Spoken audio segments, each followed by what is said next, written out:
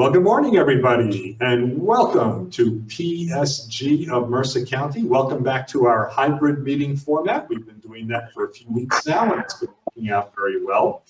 And in addition, happy Aloha Friday, as I always wish everyone. Of course, Aloha Friday is something I just really enjoy doing, celebrating Casual Friday in Hawaii, because I want to be there again someday. In addition, by the way, if you didn't know that, today is National Underwear Day.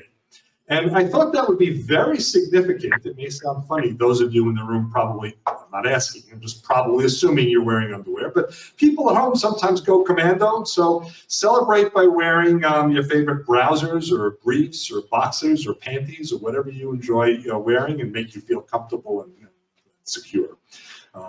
Yeah, there was always the joke when we were only, over the past couple of years, only virtual, hey, are you wearing pants because you're on a virtual call? And so some people would say, yes, but I'm going commando. Don't go commando today. It's National Underwear Day.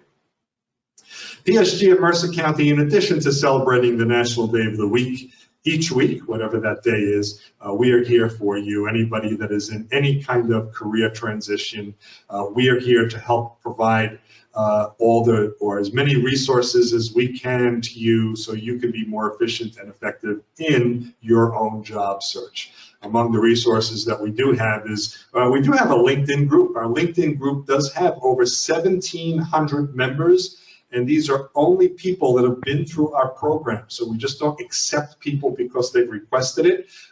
We do ask that people join our or visit our meeting at least once, whether in person or virtual, as it's been mostly virtual for the past 2.5 years.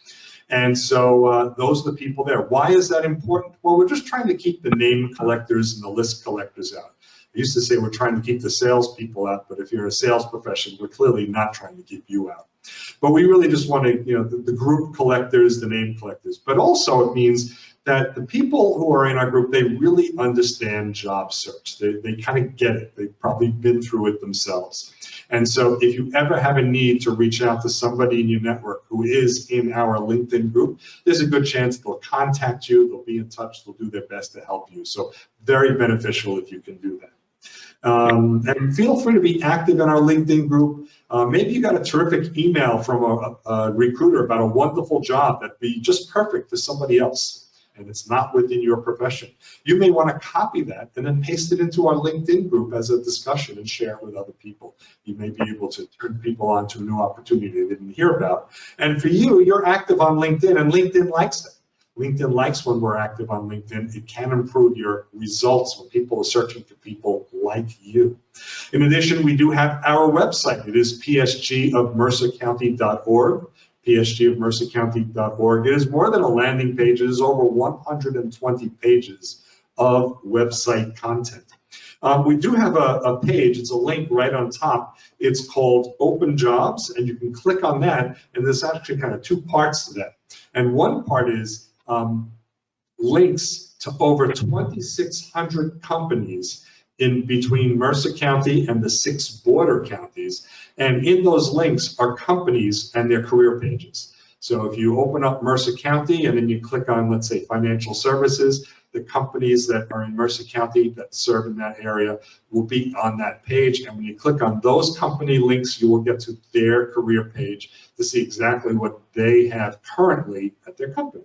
So if you are job hunting kind of like in our regional area, that's why we said Mercer County and the 6 border counties. And of course, for those of you who live overseas in Bucks County, and there's one right there, Bucks County is a border county, and so you are included as well. So go take a look. You may be surprised by what you see.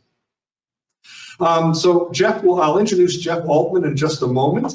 We are going to be monitoring chat. You can use chat for Q&A. In the upper right corner is a little circular icon with a kind of a tab, looks like the kind of comic book character would be talking into. And so that's chat. And if you click on that, you could write to all of us, everyone, not just me or not just anyone else, the word question. And that's kind of the digital equivalent of raising your hand. And so that's one way. Or, we're not really a big group, so if you just want to politely unmute yourself and say, excuse me, I'm sure Jeff will take your question right then. While you are not speaking or asking questions, please keep your microphones on mute. We want to just eliminate any accidental background conversations. And so those are the only ground rules, very easy peasy. All right, so with that, I am going to introduce PSG of Mercer County is pleased to welcome Jeff Altman. Jeff Altman, the big game hunter, helped companies hire talent and people find work as a search professional. 6 years ago, he transitioned to career coaching where people hire him for no BS career advice related to job search, hiring better, management, leadership, and resolving workplace issues. He hosts JobSearchTV.com, JobSearchTV.com on YouTube and Amazon, as well as the #1 podcast on Apple Podcasts for job search with more than 2,400 episodes over 11 years. His website, thebiggamehunter.us, has an enormous resource blog as well as information about his courses, books, and guides. Connect with Jeff on LinkedIn. And it's linkedin.com/thebiggamehunter/in/biggamehunter. So PSG of Mercer County is very pleased to welcome back our good friend, the big game hunter, Jeff Altman. Thank you, folks. Thank you. Thank you. And I'm sorry I can't see you. It's just one of those technical days. So David knows that this worked earlier in the week. Today it decided it doesn't want to work. So my apologies. So we're going to be talking about recession-proofing your career. Because if you're like other PSG of Mercer County groups I've spoken to before, you're a veteran professional, and this is not your first rodeo around recession. And this one's a little bit interesting insofar as that for now, most people think of it as being a strong labor market. Today, LinkedIn pointed out that this is the 8th consecutive week that they've seen a downtrend in hiring. And if you've been following some of the data that LinkedIn shares, you'll see a lot of firms have already started layoffs, or shall we say, they've suspended their hiring for periods of time as long as the balance of the year. So I spotted this a few months ago when all the headlines were universal about the Great Reshuffle, the Great Resignation, and I realized that kind of like different investment situations in the past, normally when the headlines are all universally one way, we're about to go the other way.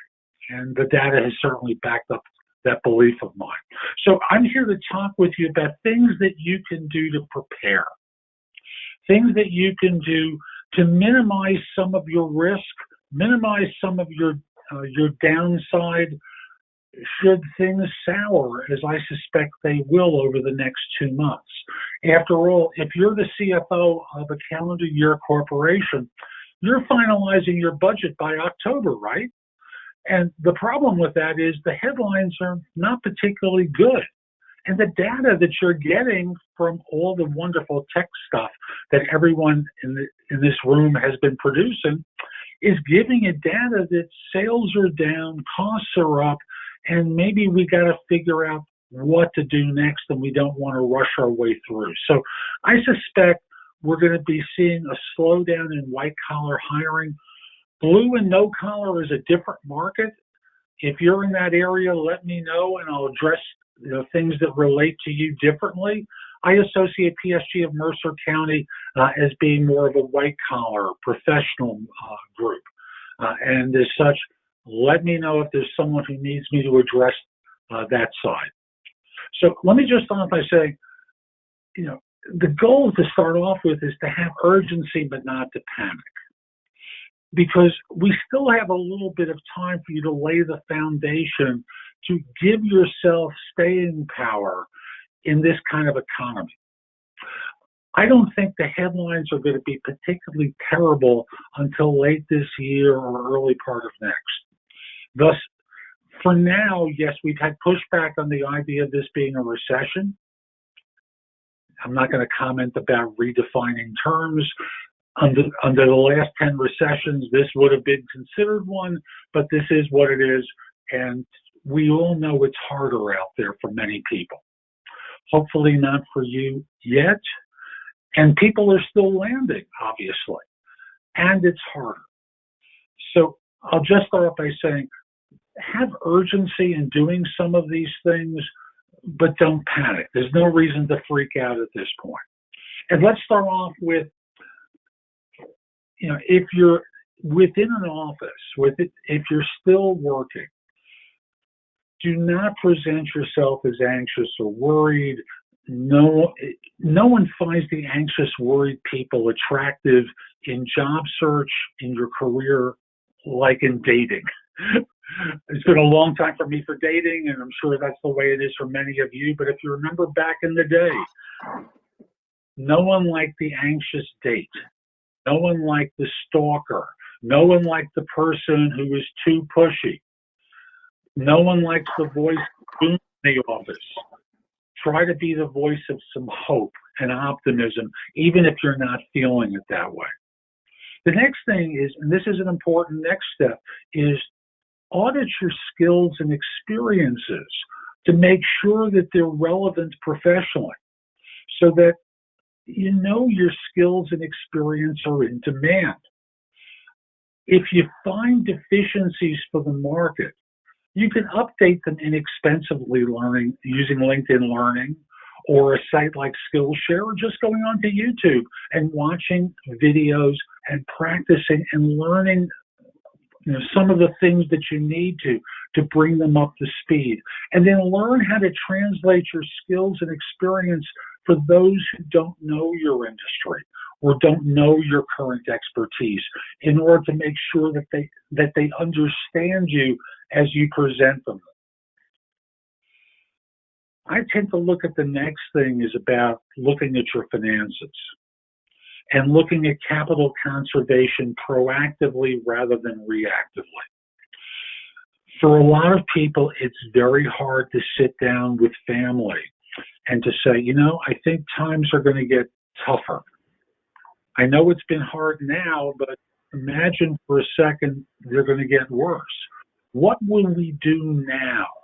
What can we do now to head off any issues? And lay out a plan in conjunction with your wife and partner. Talk to the kids if they're still at home about things that you may want to do that will help them and their input.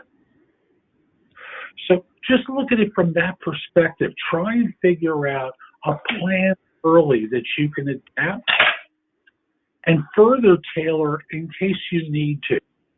Remember, every dollar saved is capital conservation that allows you to be available and still looking for work even longer. Would you eliminate certain entertainment subscriptions on your TV? Would you join a particular club or organization or rejoin? Would you have certain subscriptions in terms of what kind of work you'd be doing in and around the house? Is it something that you can defer? Just start thinking in terms of capital conservation, not out of desperation, but, the simplest way I tell people to look at it is, if you lost your job and it was 4 months later and you didn't have something, what would you do?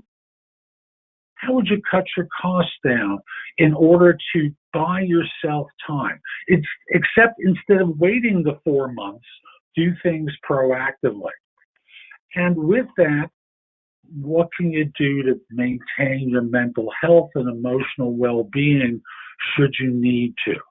Start thinking in these kind of terms in order to, again, it's about managing yourself as much as your finances, as much as managing your career. Because as you know from, you're all veteran folks, everyone, when they want to hire, wants to hire people who are competent, self-confident, have character, have chemistry with people. Maybe they've got some charisma, that they care, that they can connect with you, because they want to trust the person that they interview and ultimately hire. And thus, if you're anxious and it shows, kind of like the desperate date, I'm going to come back to dating regularly with these metaphors, but like the desperate date, they're not attractive because they're desperate and you can feel it, you can sense it. Well, desperation doesn't work for you either. So while you may still have quality insurance, you may want to do things to connect with a mental health professional or with groups that you're involved with like this, but going a step deeper from an emotional standpoint to support one another with your emotions as well as the concrete skills that you need to find work. I'm just going to pause here for a second because I've been rambling for a little bit. Anyone have any questions, since I can't see if there are any questions in chat? None in chat yet, but someone, if you have a question, you can unmute. Jeff, it's John Sampson. I wondered if we're out there interviewing and everybody is a little tense about recession coming here, whatever. What are the kind of signs that we should be looking for in a company if we are a proponent, believer in the last in, first out, in terms of employment? Well, the first thing is we're all seeing stories about offers being rescinded. So we know it's complicated now for a lot of firms, but most of them have already figured out where they are vis-a-vis offers. Usually at this point, number one, we're at the point of, what was I going to say? I apologize. Once a firm is extending an offer from this point for the next few months, I don't think there's an issue of an offer being rescinded. And as for last in, first out, the idea is that's not guaranteed. And I think that's a subject that on your interviews, as the headlines start to go, the problem I think most people have is they're not talking to individuals at the right level who would be involved in the decision. So I don't think it's useful to really ask anyone about that because you're inviting them to lie. So let's progress beyond that. If there's news stories about the firm, you have to be aware of that before you accept an offer. Go look at the financials of organizations before you accept. Before you accept, talk to people in the organization about what they're sensing is going on. They've got good radar. And as for last in, first out, maybe, maybe not. Create value quickly so they don't want to get rid of you. But that's not a guarantee because people making decisions 14 levels up from you, they're just looking at numbers. So I could BS you, but there's no simple way of answering. I wish it were easy. I don't think it is because I don't want to ask an SVP to lie to me because they don't know. The numbers can change so quickly. And their plans for 2023 or beyond can change so quickly if their business starts to implode, and I wouldn't fault them for it. Because they've got a responsibility to their shareholders. So, sorry, no simple answer, John. Yep. And I know you knew this as well. No surprises. Anything else I could deal with now before going back? No? Okay, good. So, one thing I'll just remind you of, headlines these days are not particularly useful to follow. Many of them are out of date or out of touch, and they're more designed to generate clicks and make you scared, and that's not particularly useful. When your anxiety is up, this is what causes people to get a sense that they need to worry about. You're generating worry rather than calm and trust. Also, you need to start thinking of yourself as a salesperson and think of the job search process as a sales process. What do the best salespeople do? You've all worked with recruiters before.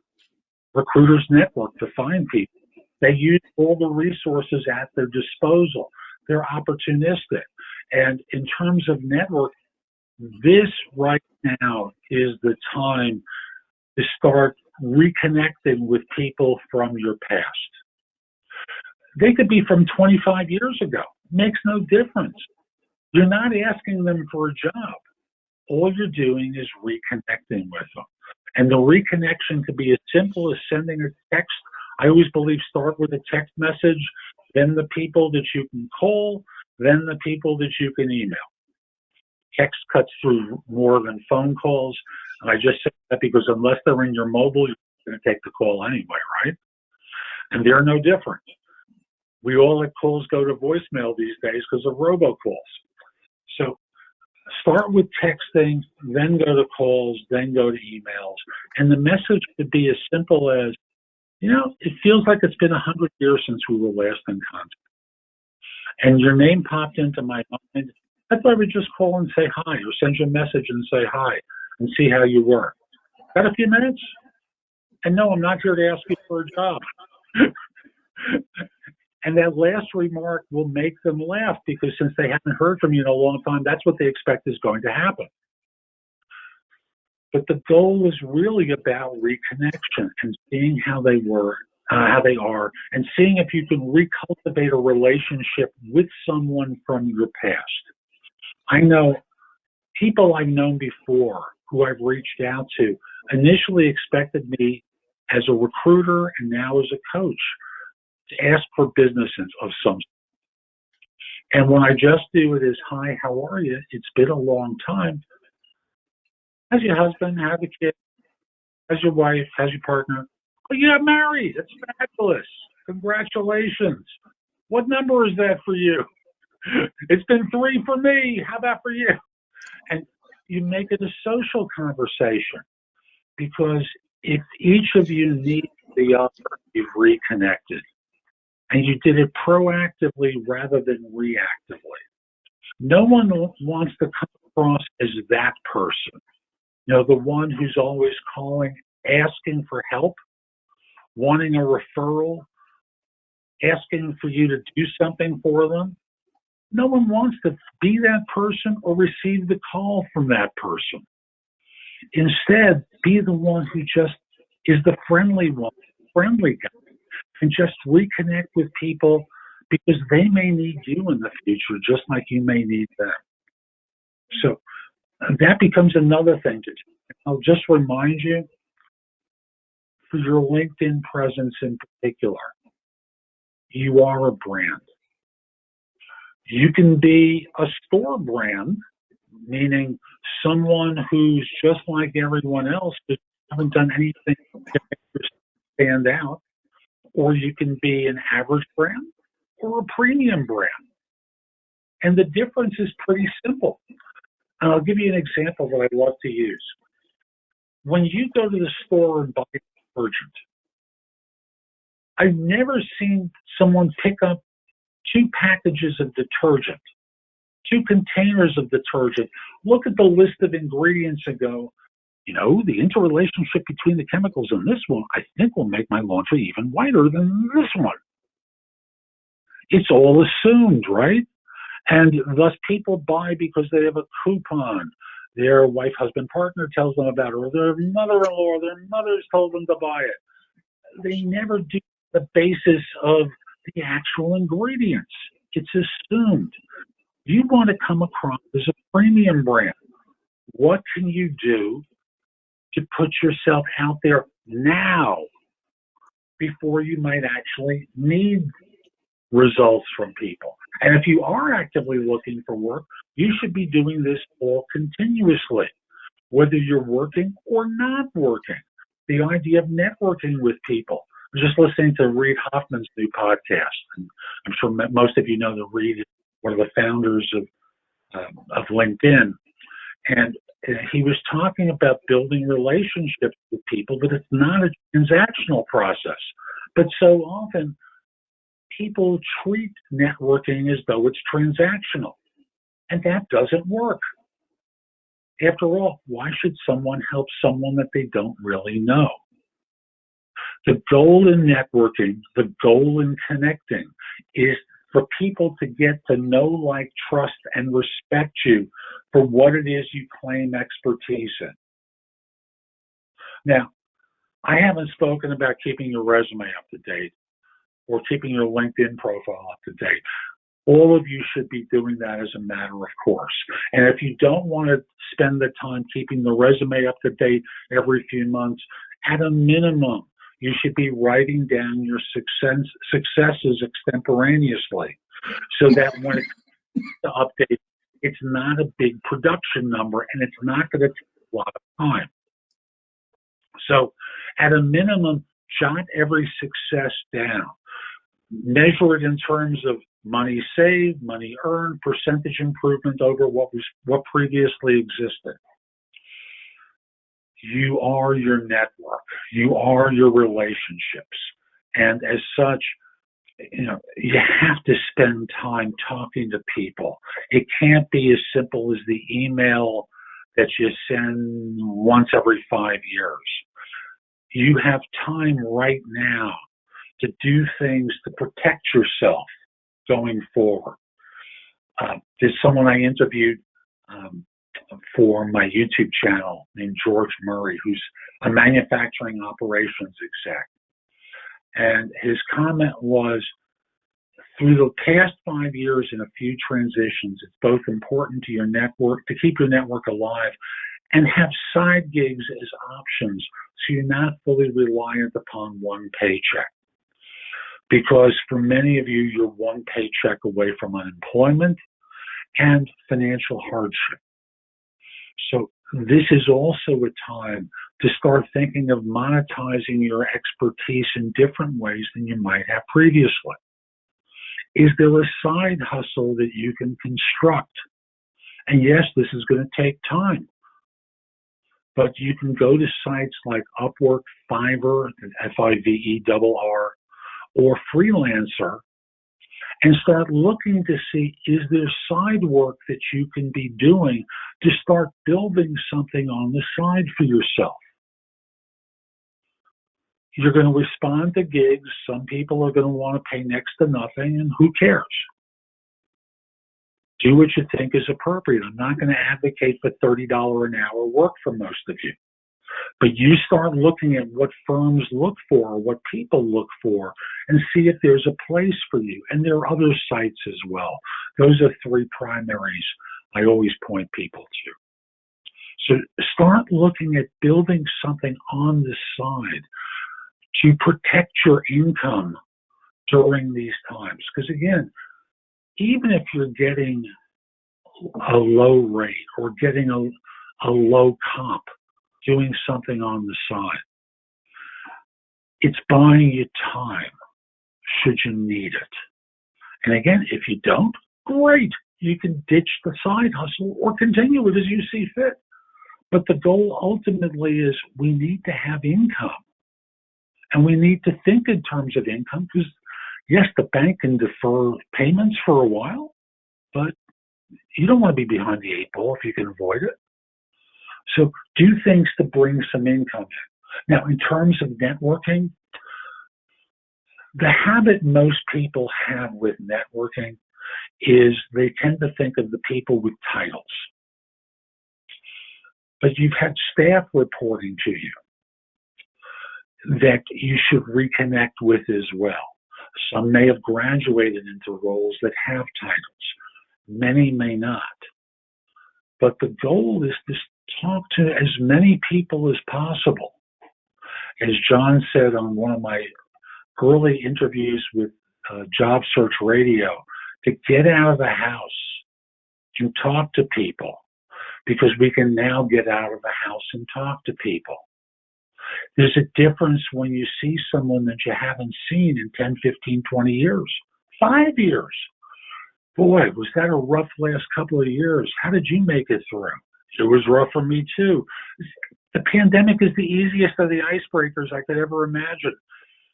I don't think we wanted to think of it as an icebreaker, but if we had to go through hell, let's use it to our advantage to reconnect with people from the past. And that includes, as I said, people who don't have titles, who we know who they're probably in different situations. And thus, they're able to keep you informed of different organizations than you might have thought of. Now, within your current organization, you've got a manager or a boss, and you want to make them your best friend in the planet. If you basically only have a professional relationship with them, I'd like you to start thinking of how you can convert it just by simply the friendly, "Hey, how was your weekend? Do you have any hobbies that are similar?" You've heard stories from their past, and you want to engage them in the social conversations, because as we all know, when you take an interest in your boss's life outside of work, it becomes harder for them to cut you. How was your daughter's play last weekend? How did it go? You've heard them talk about it in one way or another. Use that. Be the friendly person. And I'm going to remind you, so often veteran people get a little bit lazy about marketing themselves internally. They wait until they sit down for the review to talk about their achievements. Don't be that person. Be the self-promoter. Be the one who sets up a regular meeting with your boss where you can talk about the value you're bringing to the firm, some of the successes you've had that they may not know about except what they've read on the reports, and some of the hell you might have gone through to get that result. Because unless you tell them, they may not know. And I'll also extend these to the people one or two levels up from that. Can you start developing relationships with them as well? Because these people are closer to being decision makers than your manager may be. Start thinking a couple of levels up. Walking around the office, if you're in the office, as I was hearing in the earlier conversation, people are being encouraged to come back in, and they are. So work on improving your internal visibility as well. If your firm is doing social activities outside of the workplace, start showing up, especially like on volunteer days.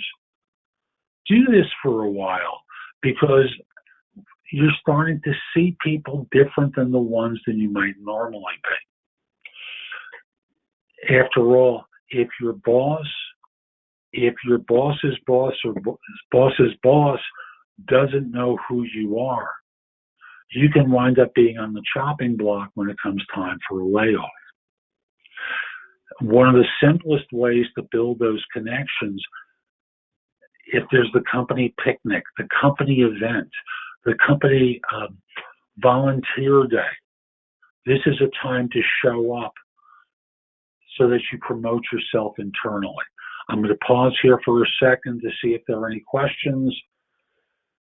Yeah, thanks, Jeff. I was waiting for you to stop and take a breath. It's one posted, and you were on such a roll with important topics. But here's one from Michael from a few minutes ago. NPR this morning reported that the government is showing job gains. What do you think of that?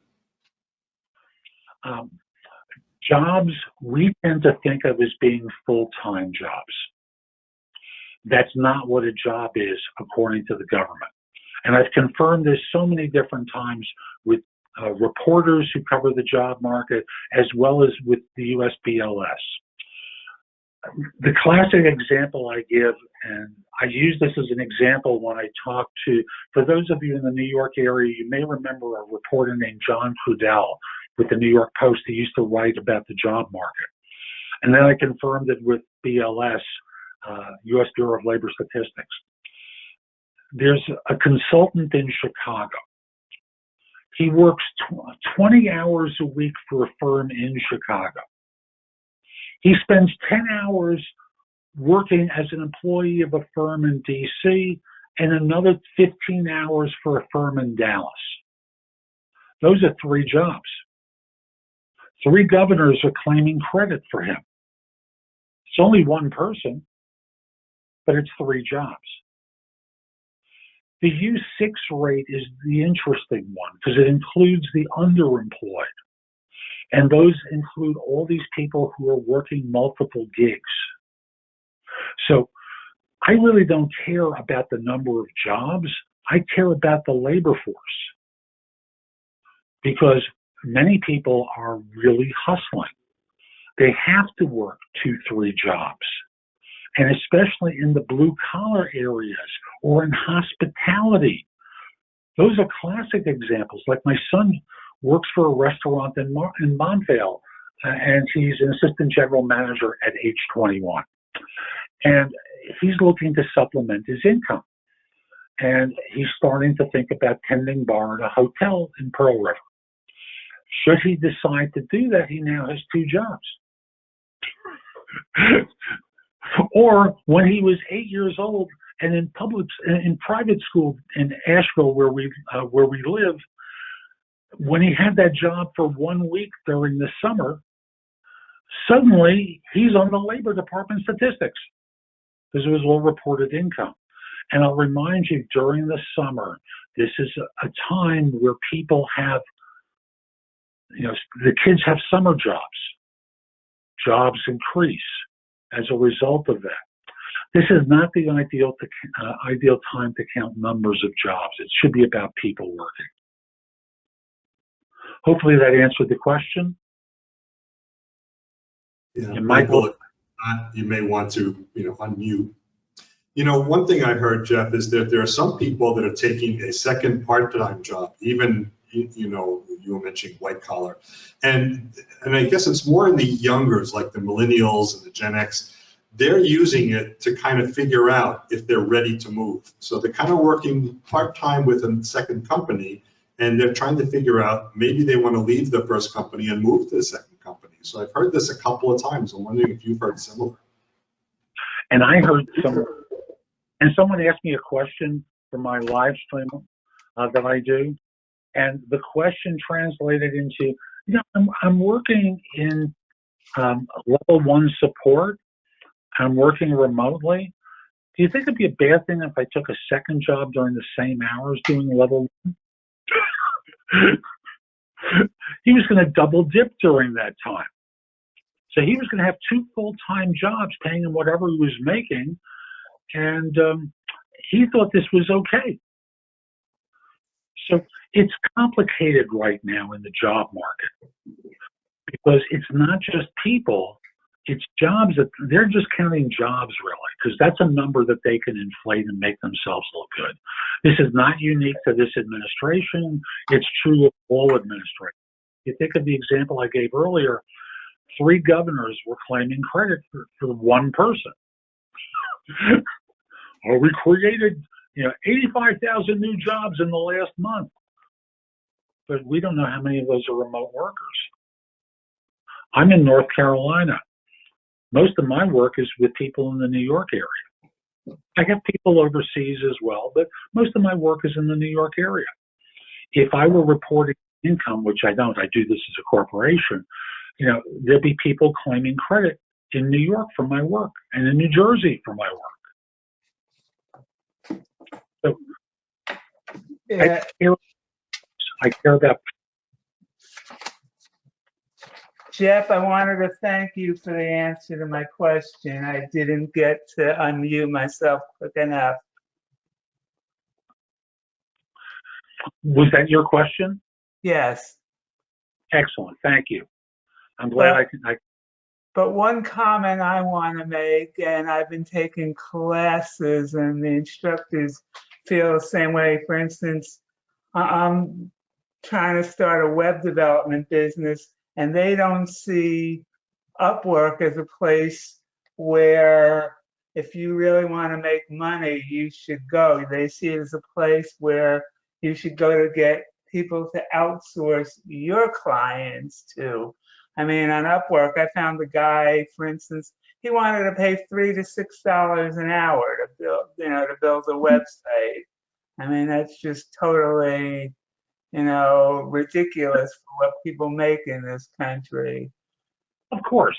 And the question is, if you need credentials for your business, like I have a friend, her husband died recently, and her husband did very well. She's not wanting for money, but she wants to do some work.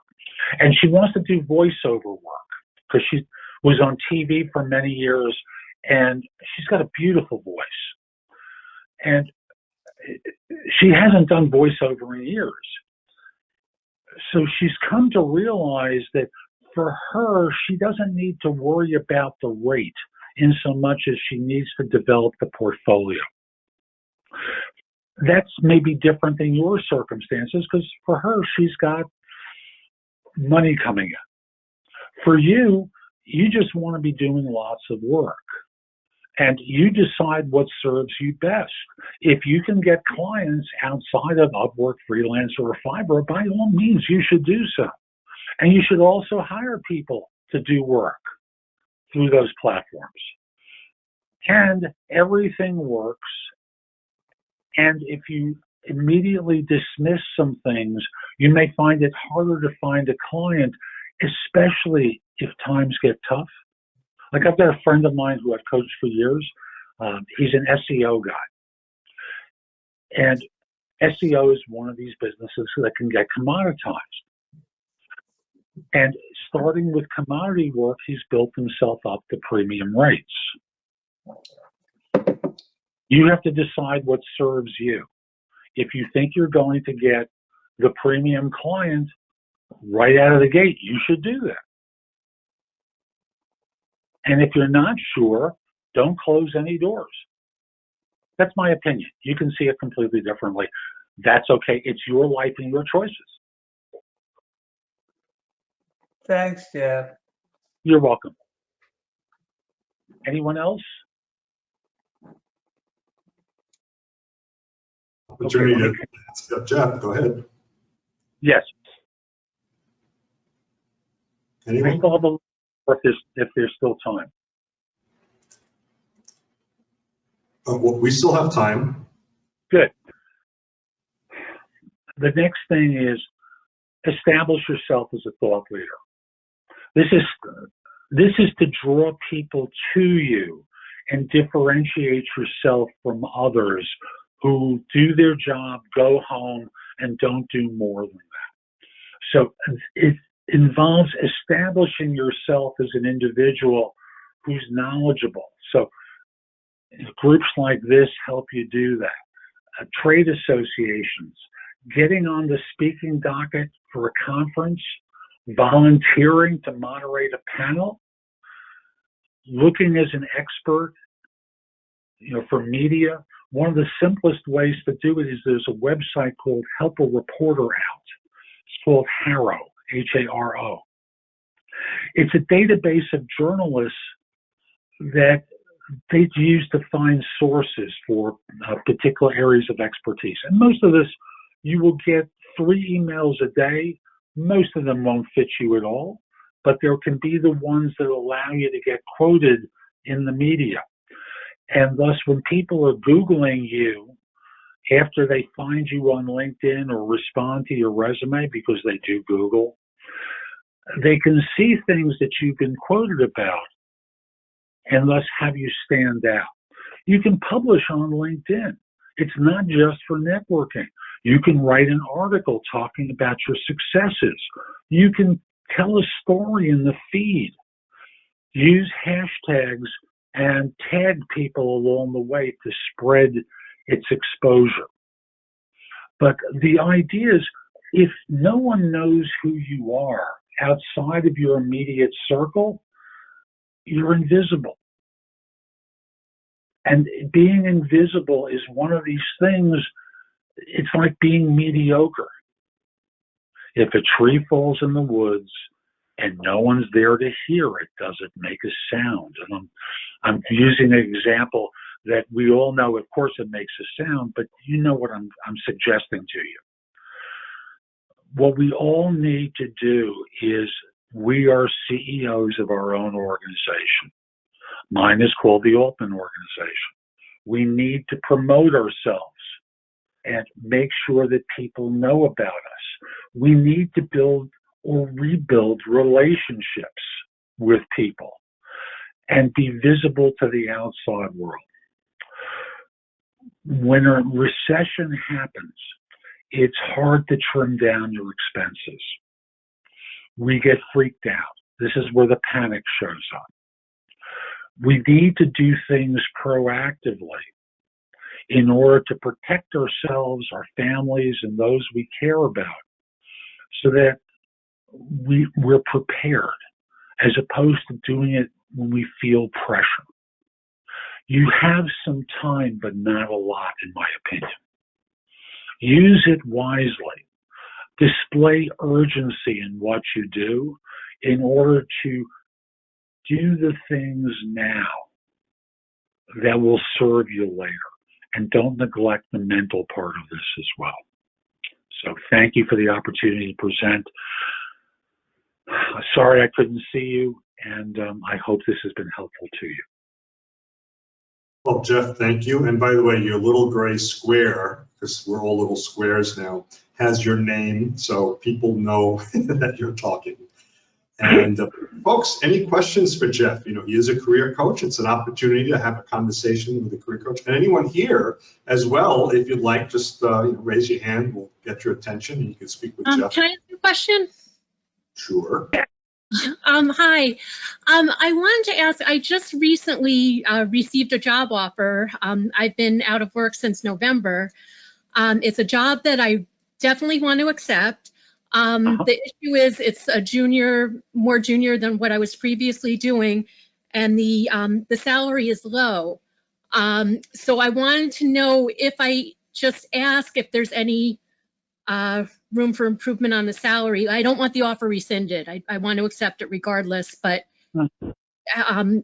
is it okay to ask if there's any flexibility with the salary, or should I not? I think it's easy to do because, well, I've got a video called The Easiest Way to Negotiate a Higher Salary for Yourself. And you're past the point where you could use some of what I suggest there, but the concept is still the same. Thank you so much for making the offer. I really appreciate it. As you know, this is less than what I was previously earning. Could you do a touch better? And then you shut up. Don't overtalk. Could you do a touch better? How much better? I'm going to leave that to you. You know what I was previously earning. You know I'm taking less here. Yes, I've been out of work for a while.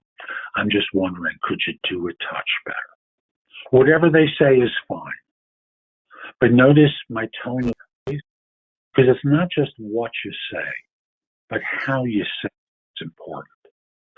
So they can hear your sincerity, your discomfort, and to just ask one human being to another if they could do a little bit better. And whatever they come up with, you just say, thank you. I'll start on what they did. And that's the easiest way to do it. Okay, well, thank you. I appreciate that. You're welcome. Anyone else? Yeah, Jeff, John Sampson again. I wondered if, to the question that Lynn just asked, you did a skit for one of the times I heard you before where you said, is it going to be a sign-on bonus? Yes, and I think when they're offering less than what someone's was previously earning, I think it's hard to get the sign-on. So whoever that was who was speaking, John, I always appreciate when John reminds me of things. Yes, by all means, the second choice is the sign-on. Is there any possibility of a sign-on?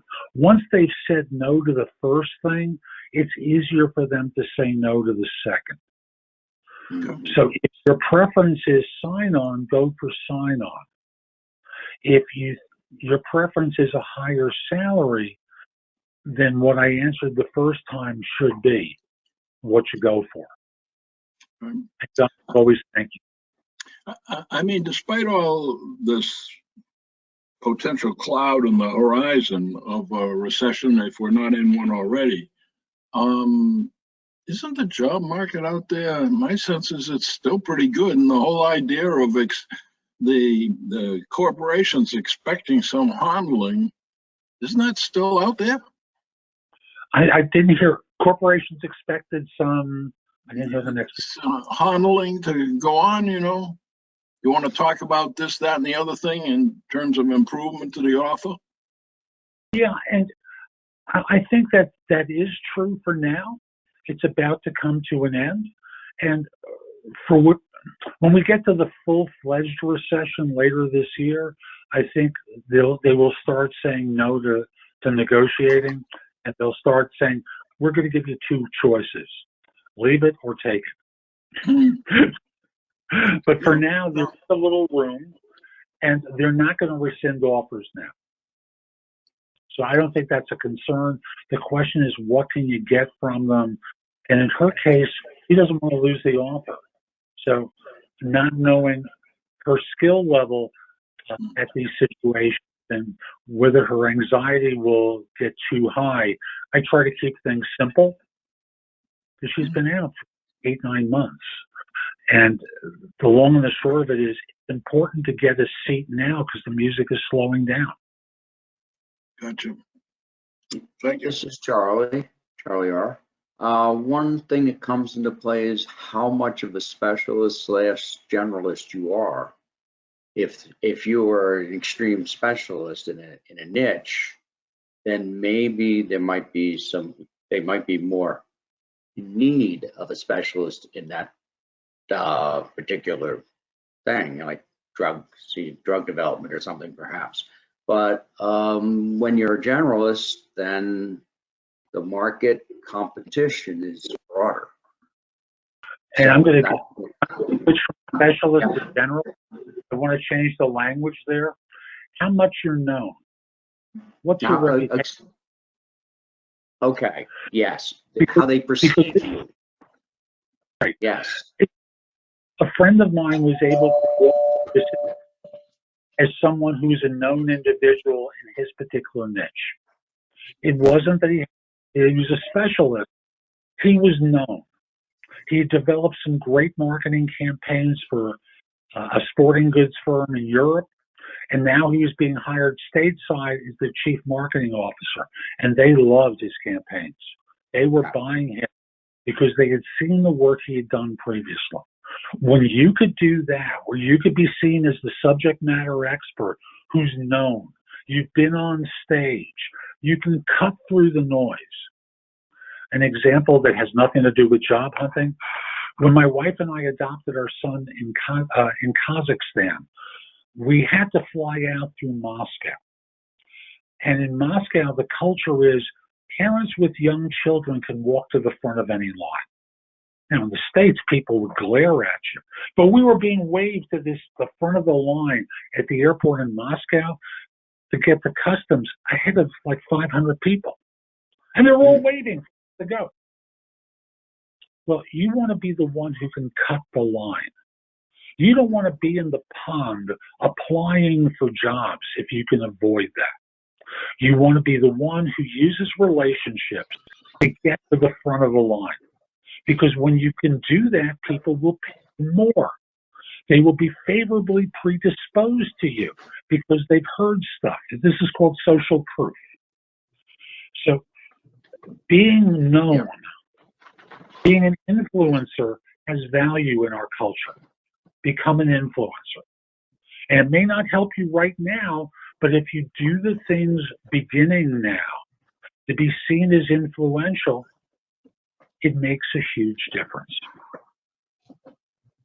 Yeah, it's a matter of perception rather than... Yes. Perception rather than fact. And it may be both. Mm-hmm. But It can be both. perception can be the trump card. Yes, it is. Mm-hmm. Okay. Yeah. And Jeff, this is Don Nessner. I had to step away for a moment, so I'm not sure if you brought this up, but in reference to kind of negotiating for like a little higher salary, I think you could probably also, if you can't get the salary up, perhaps negotiate for other things, like vacation or sign-on bonus or things like that. Sign-on is possible. I covered that when John reminded me of that because I focused on the salary in my answer. Yeah. The question always comes down to, for public corporations, it's hard to negotiate for the other things beyond the sign. Why? Because if someone says, I'll slip you an extra week's vacation, it'll be between us, and that person leaves. Prove it. Or firms are concerned about whether or not they can be sued for having preferential treatment for one group versus another. We noticed you did this for this heterosexual guy and not for this not heterosexual guy. Or you did it for this person and not that person. And they're part of a, how did you make the decision to do it for this person and not that person? And thus bias comes into the equation. So HR organizations are very reticent to do that unless it's for some standard things. It's not like they're going to give you better insurance coverage or pay you more for the insurance. If they agree to certain things, make sure it's in the offer letter, because without it being there, there's no proof. Everything has to be documented. There's something I just thought about. I know there have been times that I knew somebody who asked for an accelerated review instead of the annual to pull into it. So he got it sooner than he would have. But you've got to be very aggressive in your behavior on the job. Very productive. Right. And again, it needs to be in the offer letter.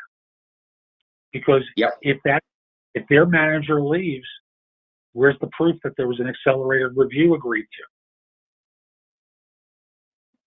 to? Poof. I think another thing to think about is this is the time to negotiate. You've got the offer. Companies understand that happens. They probably expect it.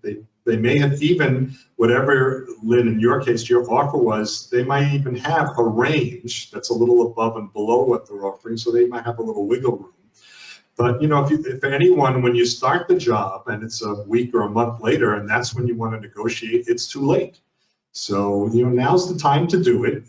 Similar to the way Jeff talked about, don't be afraid to do it, is all I'm suggesting. Yeah, my biggest fear is I don't want them to rescind the offer. I mean, I wasn't going to play hardball or anything. I just wanted to simply ask, is there any wiggle room? And that's why wiggle room, which is a term they're used to hearing that they can say no to because it's familiar to them. Can you do a touch better is language they're not used to responding to. Right. I'm a believer that you try and take everyone off the script that they're familiar with and use different language to do the exact same thing.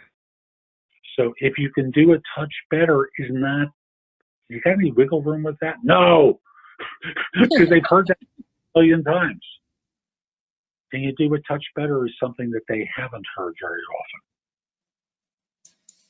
often. Okay, well, thank you. I really appreciate your input.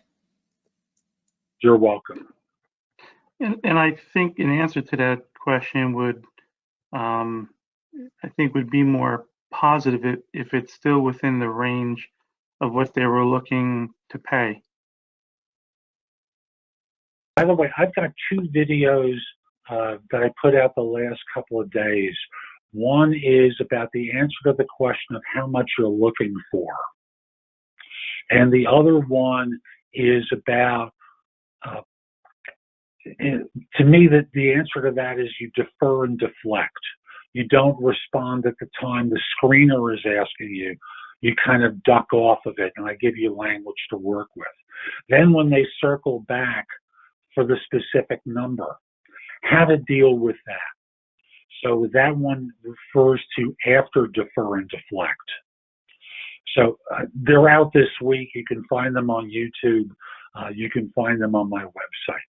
So I apologize. I'm going to need to jump off because I have an 11:15 session with someone. I'm sorry I couldn't see you. I'm sorry you couldn't see me. And I hope this has been helpful for you. I hope you don't have to put much of this into practice during hard times. Well, Jeff, thank you so much. You came through loud and clear, and that's what's really important. And I did put Jeff's contact information in the chat, which you can download later. But Jeff, thank you so much, as always, for being a friend of PSG of Mercer County and all job seekers. So we appreciate you participating. Thank you very much. You're welcome. I'll remind you folks, in everything you do, be great. Yeah, and by the way, you know, I've had the opportunity a few times to talk with Jeff on the phone, and he ends every phone call with that. Be great. Just very positive. So thank you very much for that. You're welcome. I don't believe people should take it easy. I believe they should try to be great. Terrific. So, folks, thanks very much. Want to let you know what else we have going on, and then we'll end the recording in a moment, and we can just hang around, those of us here in the meeting room, and those of you online, you can hang around and do networking, us in person and you virtually. But let me let you know what's coming up over the next couple of weeks. So we will be right back here in person at the Princeton Public Library and our lovely home. You're always welcome to come. We're getting a little bit more attention here, so if you're feeling up to the drive or the ride over, please come visit us in person. And but next week, Mike Carr will be here. Mike is going to talk about advice from the other side of the table. Now, that's a program he's done quite often, but this one is called Advice from the Other Side of the Table, Round 2. Mike is a professional.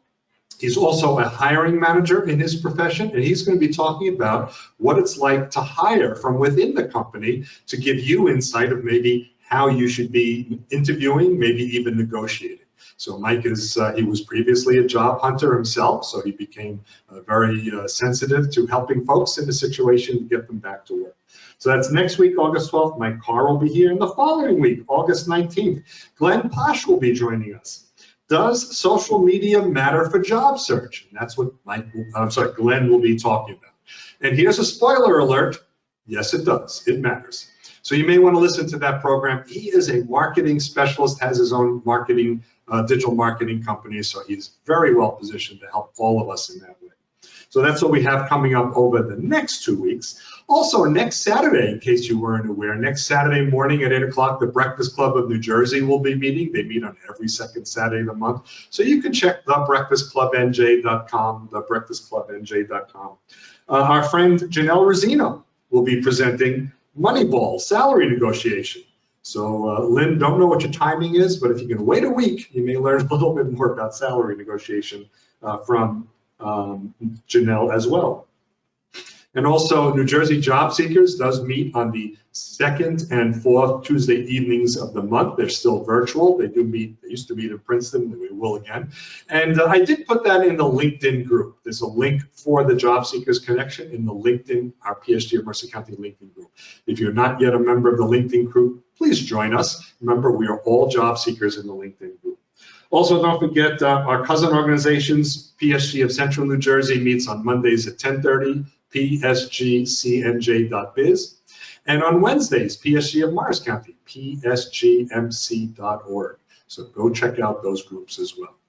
So folks, until we get to see you again, either in person or virtually, until then, we will simply say, bye everybody.